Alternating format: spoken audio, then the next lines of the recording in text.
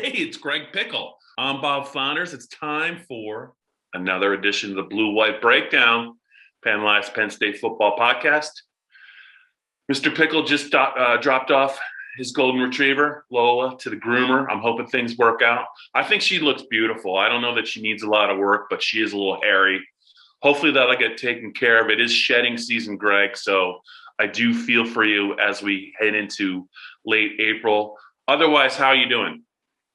I'm doing well, Bob. It's actually now the final week of Penn State spring practice. So if you listened to last week's edition, we told you that you and I would told the listeners that thank you for listening.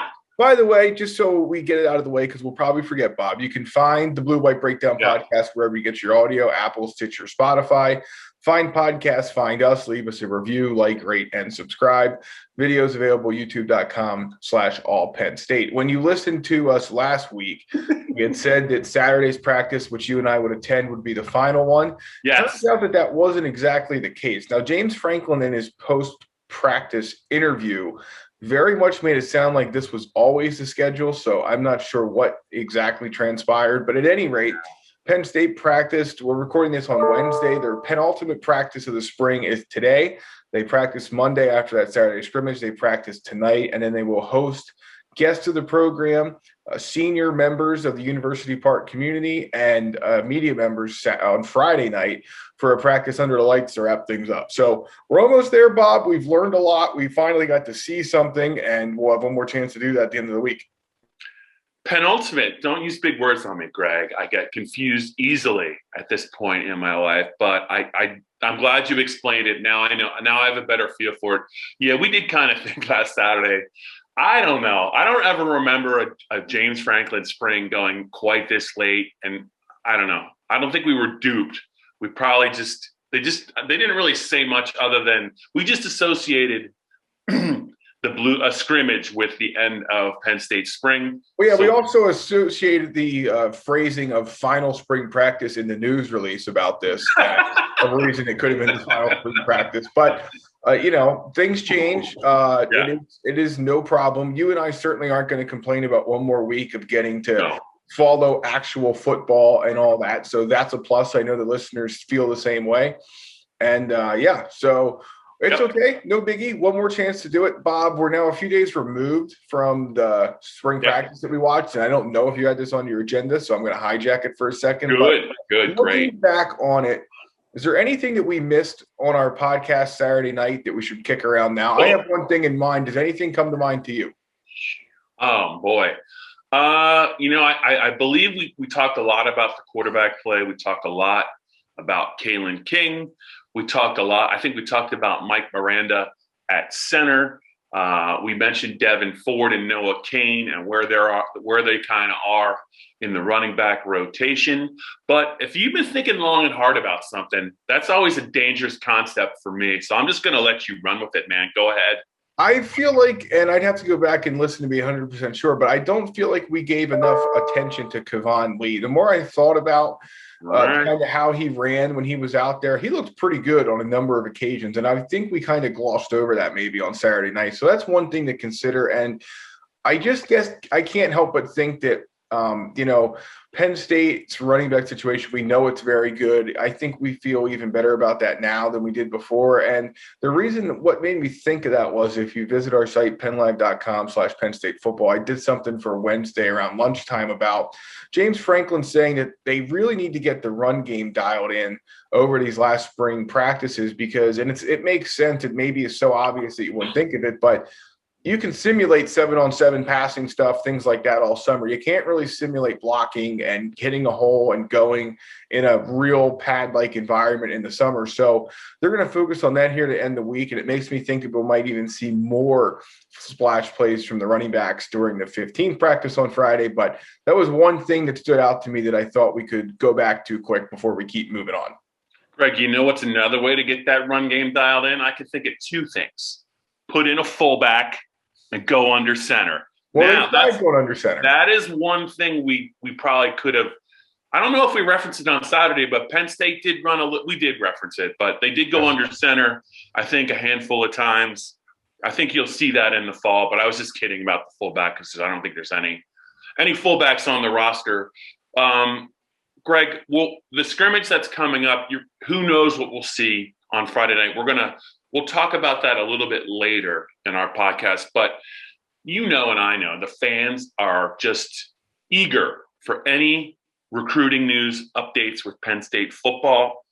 It's been, I think, a relatively maybe it had to be relatively quiet the last couple of weeks, but a bit of news that came out this week involving a 5-star defensive lineman from the Philadelphia area, Anai White. What can you share with us regarding Anai, and how does Penn State maybe fit in his recruiting picture? Yeah, Bob, you nailed it. So this is a guy who, I think Rivals has him as a 5-star and 247 Sports has him as a 4-star. It could be wrong. Maybe I have that inverse. Anyway, it doesn't really matter. He's a top 40 player in the country. He's Pennsylvania's best class of 2022 recruit. He's the top or one of the top 2 or 3 defensive ends in this class, 6'5", 230. Just a dominating player who has offers from every big school all over the country, Penn State included. He announced Wednesday morning what his visit schedule is going to look like this summer. So he'll take his 4 of his 5 official visits to Florida, Georgia, Alabama, and Ohio State. He also has unofficial visits planned to Clemson, Oregon, Penn State, and Texas A&M. So I think a lot of Penn State fans might have maybe worried a bit when they saw that Penn State wasn't on his official visit list. Well, you're in the unofficial category with Clemson, so I don't think it's as bad as people want to make it out to be. And look, it is going to be extremely difficult to land Anai White. It is an uphill as uphill as a battle as uphill battles get. I mean, we've seen Philadelphia guys. Some have gone to Penn State. A lot of them have traveled down to the SEC or considered Ohio State. So, Alabama's in the mix here. You're never going to count them out. So Penn State by no means is a front runner here. In fact, I'm sure they're in the top 5, top 7. I don't know if they would be in the top 3 at this point. We'll see. Deion Barnes, the graduate assistant, ex-Lion, ex-Philadelphia area high school coach, being on the staff doesn't hurt. But, they have some work to do here. That's what that unofficial visit will be about, trying to get back in the picture. I'm assuming his 5th official visit is being saved for the school he commits to before signing day, but we'll see. But yeah, it's another sign, Bob, just like the fact that camps are back on the schedule. Penn State released the camps, that recruiting is going to happen this summer in a way that it hasn't happened in about 14, 15 months. And that's going to be in person. So June, July, when you and I are not off frolicking somewhere, spending some time before the season, be it around here or Chicago or wherever, it's going to be recruiting, because Penn State is going to host guys every June weekend. They're going to host uncommitted guys, committed guys, official visits, unofficial visits, camps, evaluation days.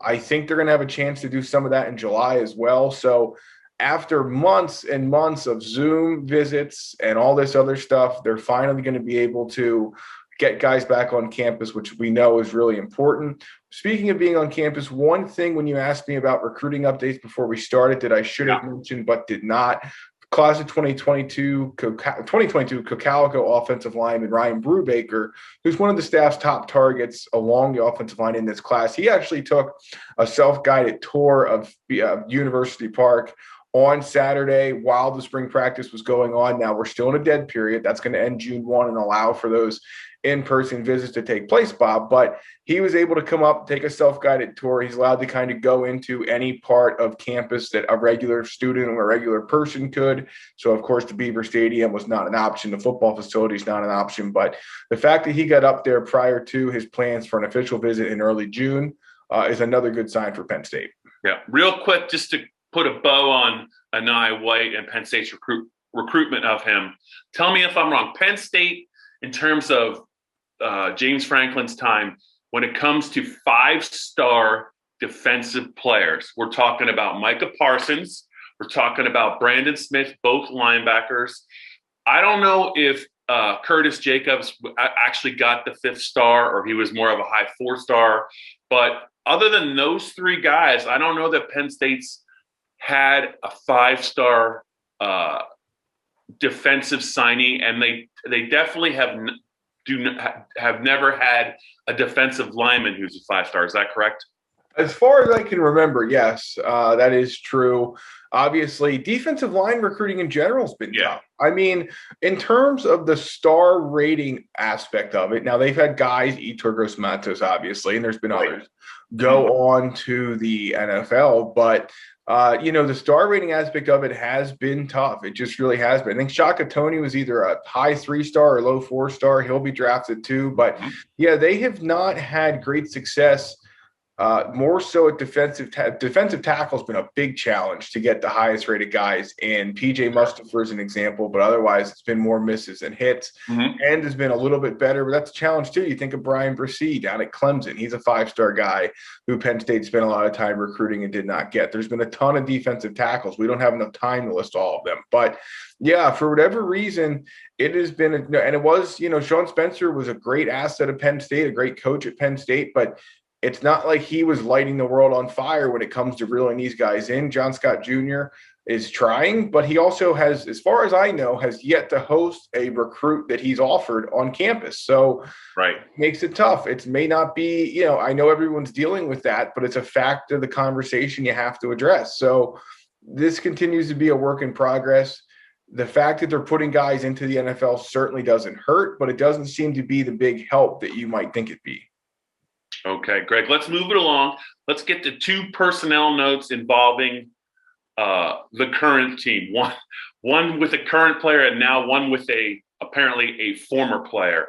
The former player, it looks like, as of now, is going to be a young corner, Joe Johnson? Joe Johnson, a young corner in the transfer portal. I almost called him Joe Jackson. I didn't want to do that. He was a really good singer back in the day. Joe Johnson's in the transfer portal.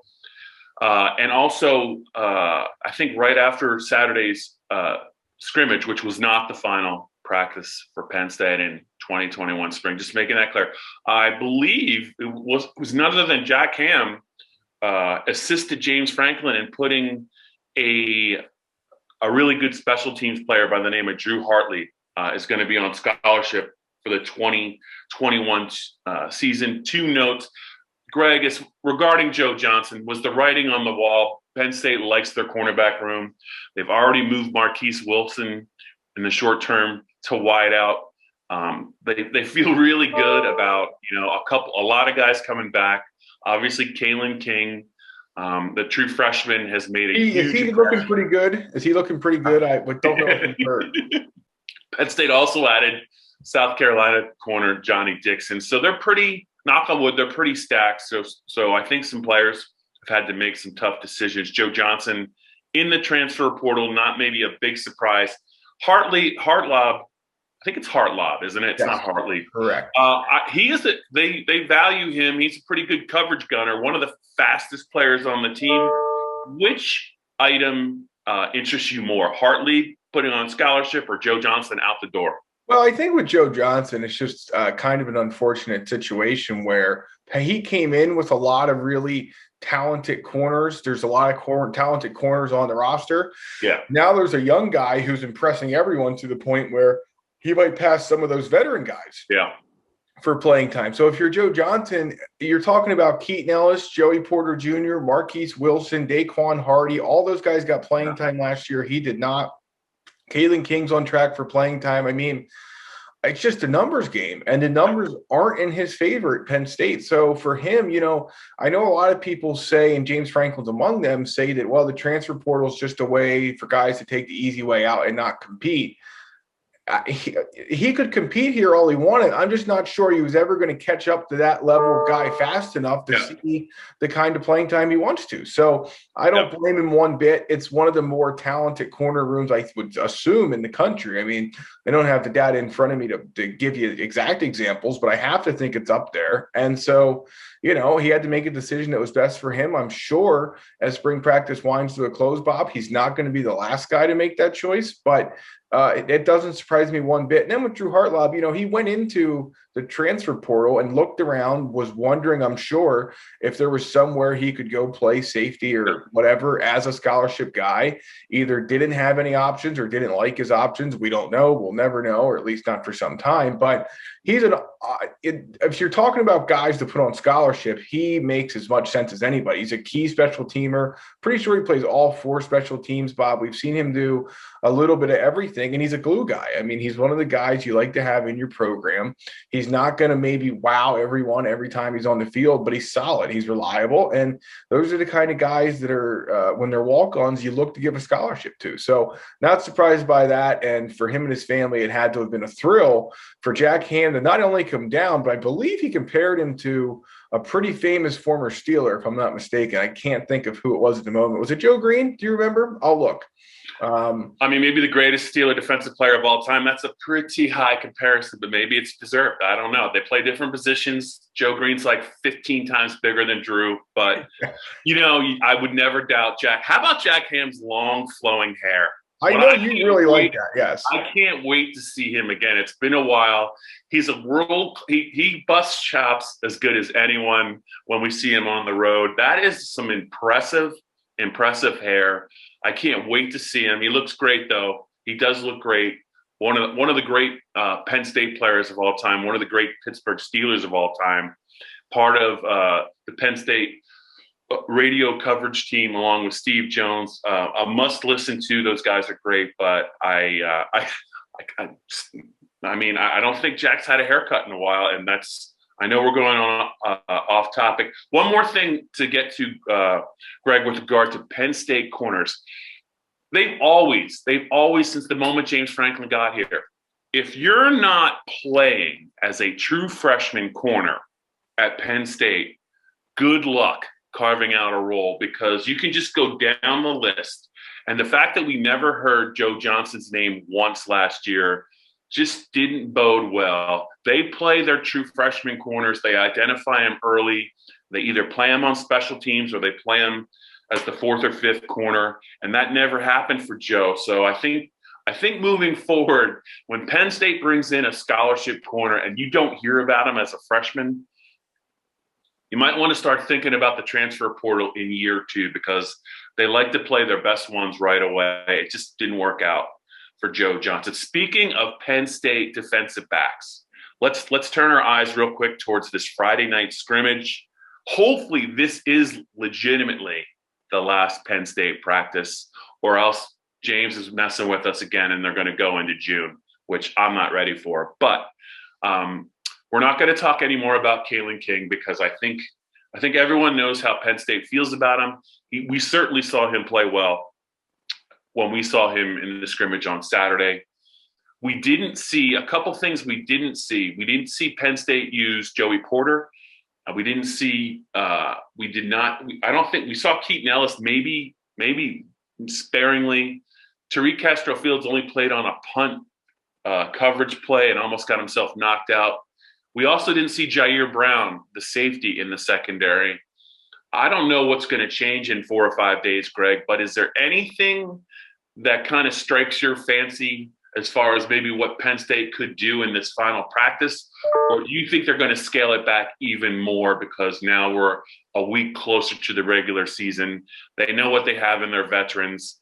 Or is it just going to be really about maybe the first, second, and third year players that need to make an impression? Yeah, it's a tremendous question, Bob, because we've never seen a 15th Penn State spring practice that's not televised, it's not made for the fans. As I think James Franklin called it, put in a digestible format. That might not be exactly his words, but he did use the word digestible in explaining how that works for TV, and it looks more like a game and all that. Well, let's be honest, what we saw Saturday was billed as more of a practice. It was more of a game. Yeah. I wouldn't be shocked, Bob, if this was more of a practice and not as much of a game. That wouldn't shock me even a little bit, because it's their last chance to really, I'm sure James Franklin and every position coach, every coordinator has a list of things that they want to hammer home one last time. So I could see this being more about the younger guys. Absolutely. Yeah. I could also see it being more about the fundamentals and not just about a 2-hour scrimmage / situational a drill type of deal. I could see it being more more about the actual practice stuff Yep. you tend to see. So, no, there's not really anything that it super stands out to me.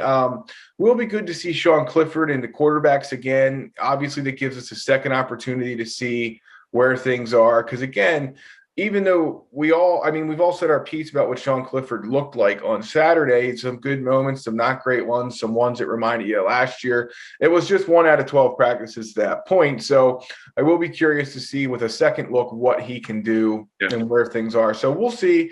But, yeah, obviously I think we're going to see mostly younger guys on Friday night. Yeah, I would actually be surprised if Sean Clifford played a lot. If this is the final practice, he might just get a series like they usually do. That the fact that it was only their 12th practice, it makes a lot more sense why he played so much, because they still had a week of practice left. I think they have to make a decision on whether they like their number 2 quarterback. And I think if I'm Penn State, I think you give Taquan Roberson a real long look. You give Christian Veilleux a little bit of a look, but I don't know what one more scrimmage is really going to do. I think for Sean Clifford at this point, he could still make some progress, over this summer with some guidance, I think, from Mike Yurcich. But I think I would go the other way, and I would almost let those 2 players just throw the ball around, because we talked about it when we after the scrimmage on Saturday. I don't know how Mike Yurcich and James Franklin came out of that Saturday scrimmage feeling great about their number 2 quarterback. And it's not Christian Veilleux's fault because he's a January enrollee, but excuse me, I think in year 3, which Roberson is, even though he doesn't have any game experience, you want to see a little bit more from him. That interception he threw to Caitlyn King, backing up on that just did not look good. It gives me a little bit of pause. I would give him another long look, because I think that if he doesn't make some strides, Greg, you're looking at the transfer portal real hard, man. That's what I think you're doing.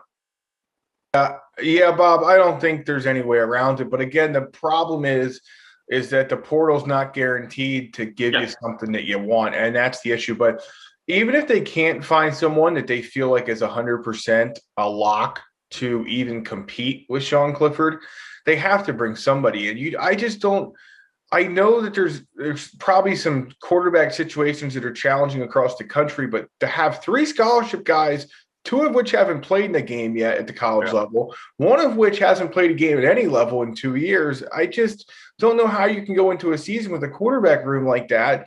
We saw Micah Bellins, who left Penn State to go to Oklahoma, pretty much for that same reason. I think they were down to maybe 2 scholarship quarterbacks. So, I mean, no one expects Micah Bellins to compete with Spencer Rattler for that job, of course, but it gives you another college-level arm in your room to either run the scout team, to be a backup, to do signaling stuff, whatever. You just need some bodies there. I know that every time that the conversation comes up, they mention Mason Stahl, the walk-on, and he'll obviously do some stuff, kind of like what Michael Schuster used to do. I knew you were going to do that, Yes, but, I think you need another scholarship arm. We'll see what they can do. Even if it's not someone who they're 100% certain can compete for a starting job, they need a body at this point. I agree. All right, I think that's going to wrap it for this spring edition of the Blue White Breakdown. He is Greg Pickel. I'm Bob Flounders. We cover Penn State football, we think, as well as anyone. Greg, tell the listeners and the viewers what they can do to evaluate us and tell us what we can do even better. You got it, Bob. The PennLive Penn State Blue White Breakdown, a daily podcast with Dustin Hockensmith, extended editions bi-weekly or at least once a week, you, me, and Dave Jones. You can find him anywhere you find your podcast, Apple, Stitcher, Spotify, Google, you name it, we're there. And for the video version, youtube.com/allpennstate.